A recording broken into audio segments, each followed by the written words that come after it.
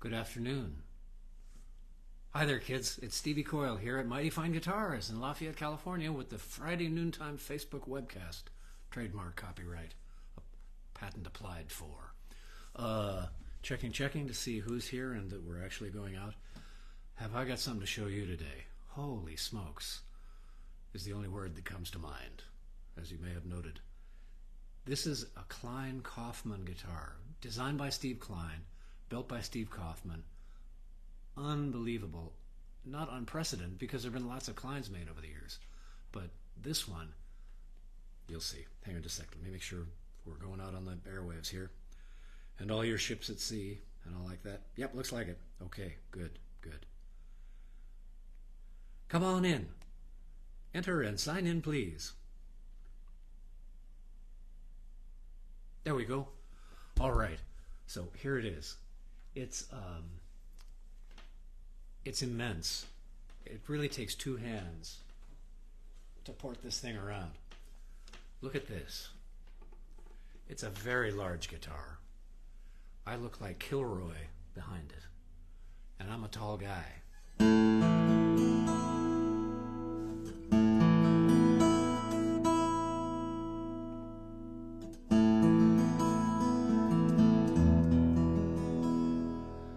That rumble is just insane down there on that low E note there. I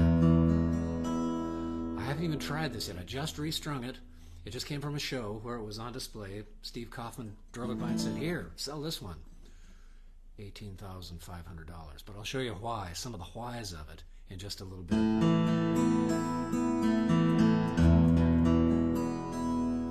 Now this is what I've heard called the modern sound.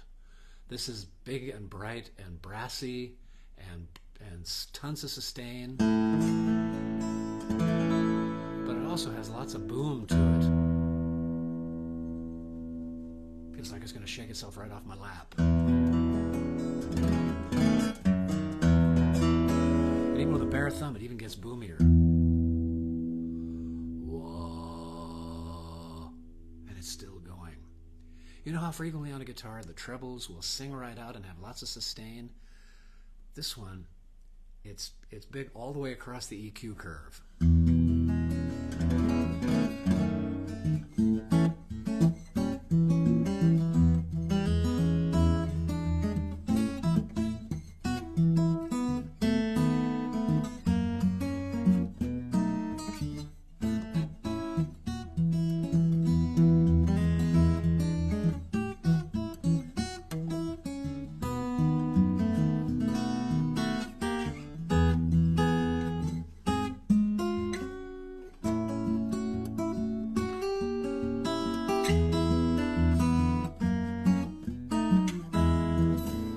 Startling.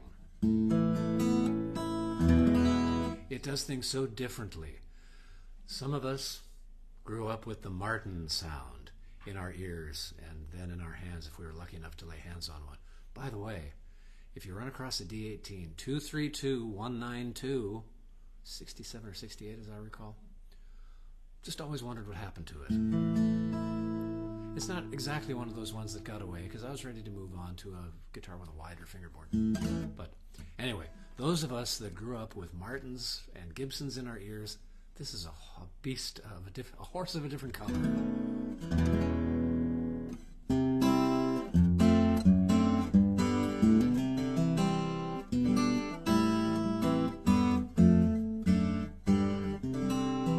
The woods are, that's Brazilian rosewood. Brazilian rosewood, wide enough to make an 18-inch guitar, 45.7 millimeters across the width of the lower bout. This is an 18-inch guitar. Wood that wide, Brazilian rosewood, straight grain, not stump wood, straight grain Brazilian rosewood of this quality and this width doesn't happen anymore. This came from his deep stash. The top is Sitka spruce. And beautiful Sitka. There's Sitka and there's Sitka. Now this one, admittedly, does have a little beauty mark here. Where is it? There it is. Which is why he calls this guitar Marilyn. And as my grandmother from vaudeville used to say, if you can't fix it, feature it, baby. So he did. This is Marilyn. Fantastic sounding guitar. You'll notice lots of radical things about this guitar. Might as well start with the width of the lower bout. I'll show you what's going on inside the width of that lower bout in just a second in some photographs I have in a book called Art That Sings.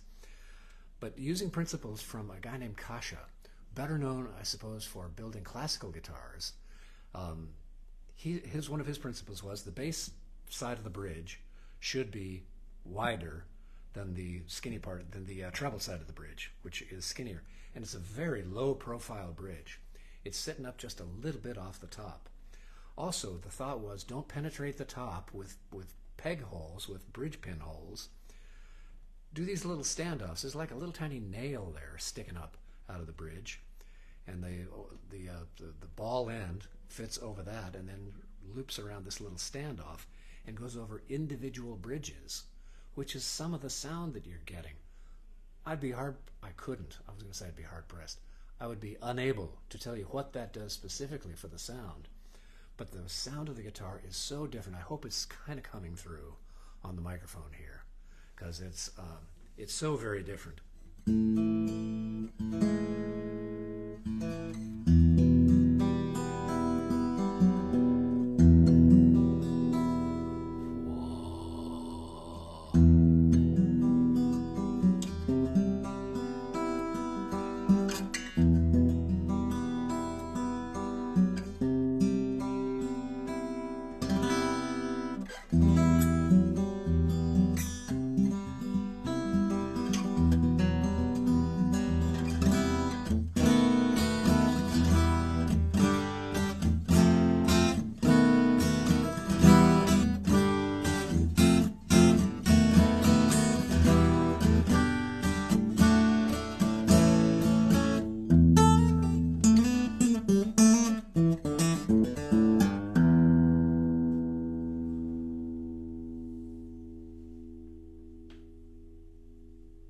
See what I mean?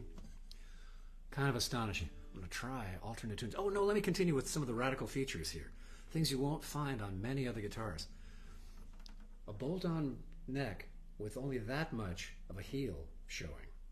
Just kind of so your hand bumps into something kind of familiar up there. The headstock, I'm not even sure I'm still in the picture here. Notice the cant on the headstock there. It's almost like a lute kicked way back. And notice that what we have up here is a 0 fret. That's the terminus of the string. That's the end of the string right there. Instead of it being at the nut, in the width of which the actual end of the string could be anywhere, unless you're really careful, and the luthier was really careful to pinpoint exactly where the string should terminate. Here, there's no question where the string terminates. It terminates at this fret. And then what happens up here, this little pearl business, is just a string guide to get you up to the tuners. And the cant of the neck has a lot to do with, this is why some folks, myself included, typically prefer a slotted headstock, even on a steel-strung guitar, because that break angle over the nut is really steep and puts more up pressure on things down here. Kind of, you get a little lever action going there.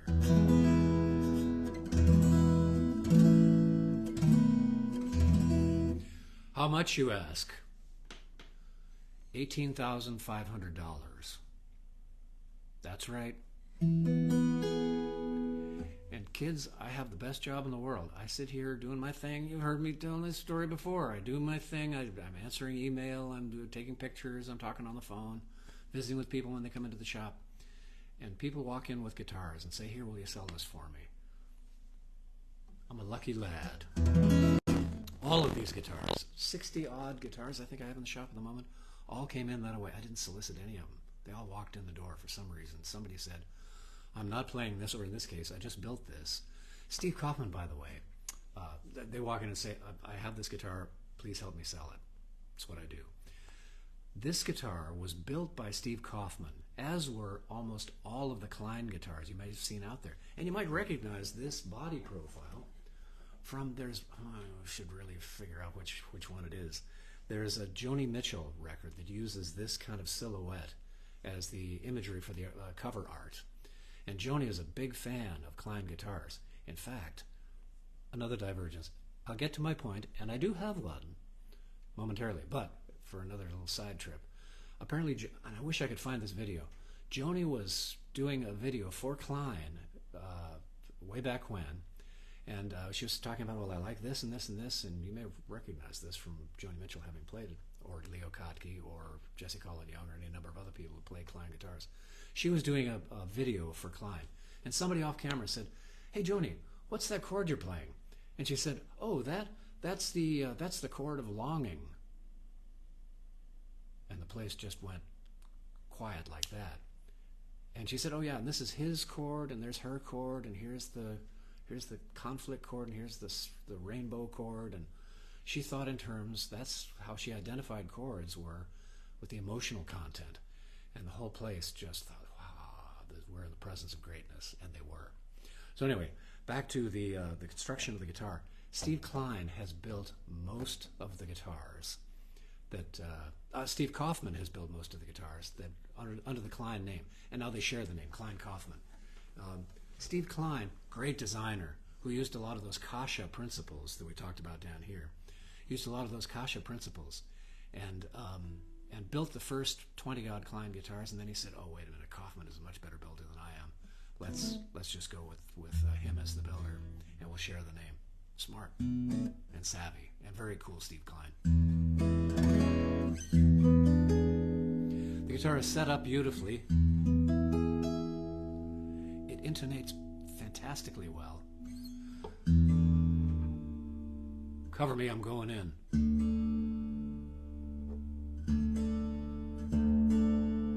Wow. Internal organs I didn't know I had are vibrating. I think my lungs are, or my livers and my kidneys, my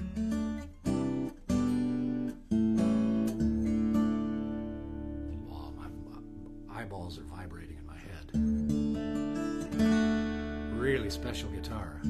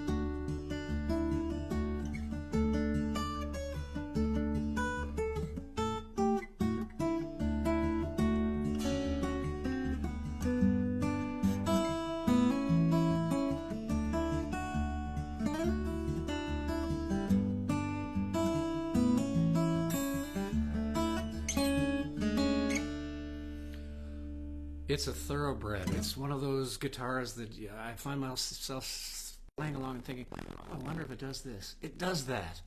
Oh, I wonder if I do this, if it'll sound. It does sound great. My gosh. Oh, I should be checking in with y'all and seeing where. Oh, forgot. It's also got a sound port, which is part of the fun as well. So all those low frequencies have an extra place to get out, right up in your face. It's fantastic. Truly fantastic. Alrighty, let me check in on you, see if there's comments and questions. I'm sure there are. Hi there, 12 of you. Swiping left. Yes, Ian. Gotta love it when your secondary spleen gets that harmonic resonance. Harmonic spleen, your secondary spleen. Great band name. Dibs. I got it. I'm going to secondaryspleen.com. Hi, Mike Tatarakis. Nice to see you. There you are. Swiping left. Oh, thank you very much. I'm not going to have to thumb wrestle Ian Bagger for that name. Great. Strumming over the fretboard had kind of an auto harp thing going on. It did, didn't it? Because I was kind of in the middle of the string, is all I can think. The regular rules that apply to so many acoustic guitars are kind of out the window with this baby. I'm not exactly sure what's going on mechanically. But what I should do, since apparently the sound is getting out there okay. Hi, Annie. It's a very pretty guitar. Oh, hi there, Simon Vance. Folks, you may not know that you know Simon Vance, but you know Simon Vance. If you listen to audiobooks at all, he's the guy. Simon Vance is the guy with that beautiful English accent, British accent. Well, that's his native accent, but he can do every other accent in the world. You probably heard him read you audiobooks in your car. Thank you, Simon Vance, for doing that. Great fella, too. And a musician of no little note. There's Clark, there's Mike, there's David, there's Dan, Chris Gaspereau, excellent, Hugh O'Connor, great. All righty. Well, it seems like things are most living in the country. Well done, Ian. Great. Jumbo Jingle, you bet. Let me show you this book. That, you know, there used to be kind of a strange convergence of Klein Kauffman-ness around Mighty Fine Guitars here in Lafayette, California. Kind of a mile that direction was the author of this book, Paul Schmidt. A mile kind of in a different quadrant was Steve Kauffman, who walked over one day after his wife had come in and said, would you sell Kauffman Klein guitars? Because my husband is Steve Kauffman. He builds them, and he should be building guitars instead of designing and building spiral staircases for rich people. I said, you know what? You're right. By all means, send him on over. So even before he had a case for the first Klein Kauffman that came in that we sold, he walked it over, just holding it in his hand like this for half a mile or something. Holy smokes. Braver man than I. A bird could have done something unmentionable to it. There could have been a gust of gravity. Could have tripped. Anything. But it got here and it sold, and we had a case by the time it sold. And so, happy ending. I have a couple of pages tagged in this book called, by Paul Schmidt, Art That Sings, The Life and Times of Luthier Steve Klein. Features a lot of Steve Kauffman as well, of course it does. Here's a picture. I love the pictures. Big print and pictures. That's what I like. There's Jesse Colin Young playing a Klein. There's Stephen Stills. There's Joni Mitchell and Steve Klein himself. There's Leo Kottke. A lot of people have played Kleins over the years. What I also wanted to show you, aside from that little braggy page, was this picture of kind of what's going on inside a 45.7 millimeters across the lower, about 18 inches, essentially. There's all of this going on. Not an X-brace, not your kind of Martin Gibson standard X-brace, but all of this, including lots of carbon fiber. You know, an early user of carbon fiber, including fiber wings that fly from the front to the back. The bridge has bits that come off it and join up to the back, and there's a brace goes across here that's carbon fiber. Really radical technology, but as they say, the proof is in the pudding. And this guitar is here, so if you live anywhere in the area, feel free to come in and give it a spin. It's the Klein Kauffman. It's the one. It's not the one Klein I have here. Do you see right back there? There's another Klein Kauffman I have. That one is a much smaller guitar. Really wonderful, intimate, kind of strictly a finger-picking guitar.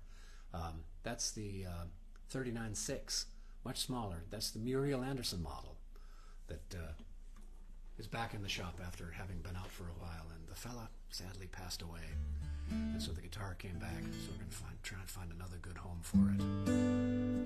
I wish people would stop doing that.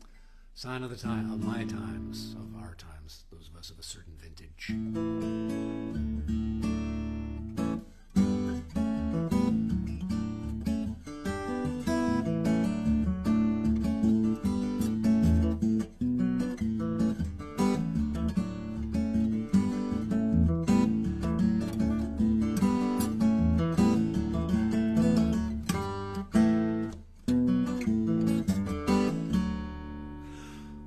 My goodness, it's kind of ridiculous.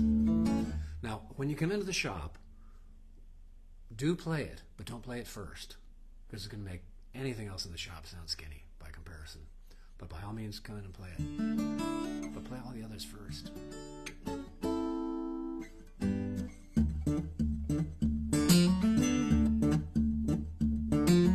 I normally play with the thumb pick. But this one, that boom is so fearsome and round. Almost hate to put an edge on it with a thumb pick that for other guitars is de rigueur.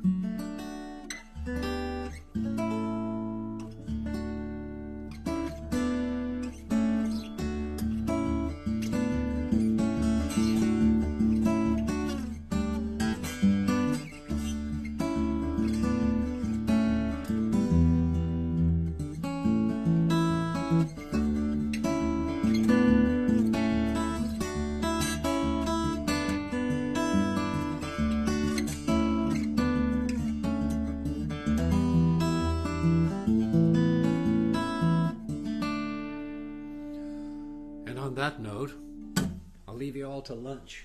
Thanks for stopping in. If you, I didn't see any questions, but if there are more comments and questions, by all means, stack them up down there in the thread. As soon as I finish this up, I'll go back and take a look at the thread more closely, answer any questions you have. If there's anything else in particular you'd like to see in the shop, let me know. My plan, though, is next week to show you either, because I try and focus on one guitar at a time.